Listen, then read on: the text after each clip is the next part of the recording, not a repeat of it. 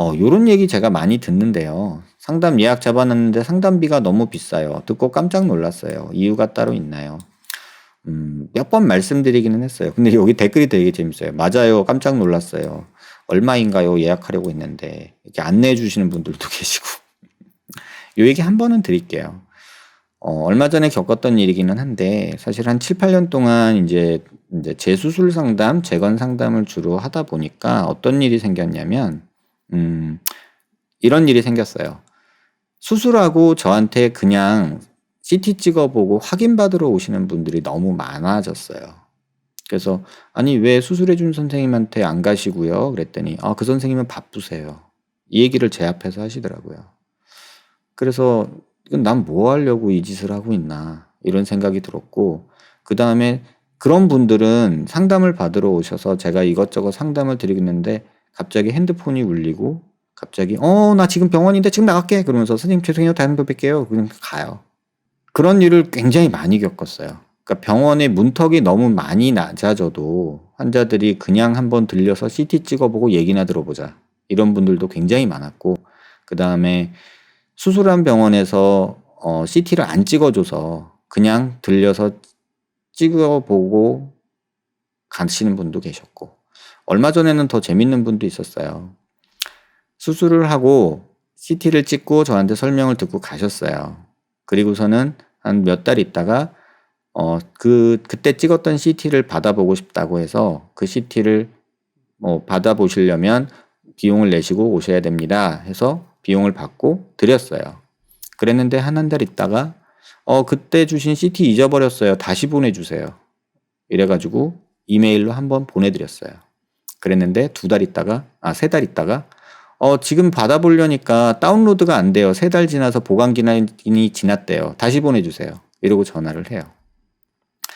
제가 하도 어이가 없어가지고 야 재발행 비용이라도 받아라. 자존심 상해서 안 되겠다. 10,000원 내라 그래. 이랬어요. 직원한테. 그랬더니 환자한테 10,000원 내세요. 그럼 메일 다시 보내드릴게요. 그랬나 봐요. 근데 병원에다 대고 쌍욕을 하셨답니다.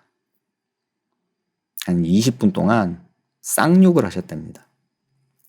제가 이걸 뭐 하려고 그런 환자분들을 왜 봐야 될까요?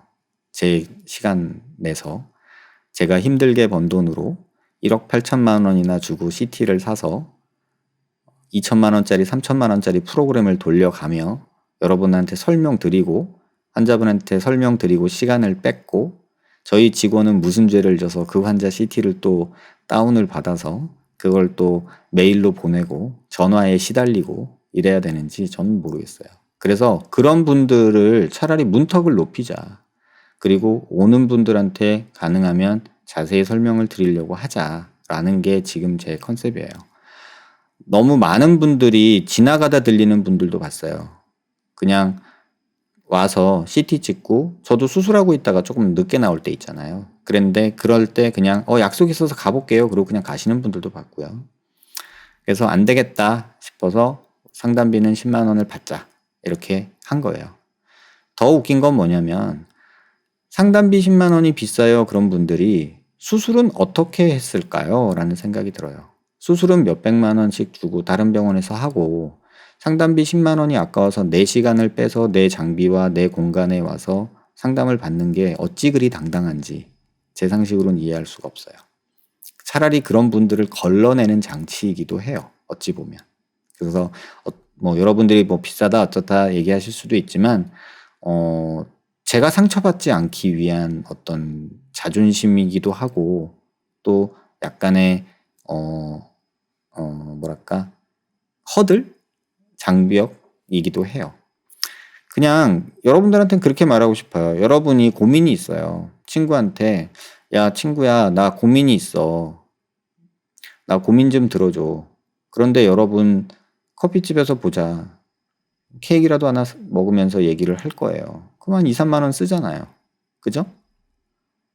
2만 원은 쓸 거 아니에요. 예를 들면.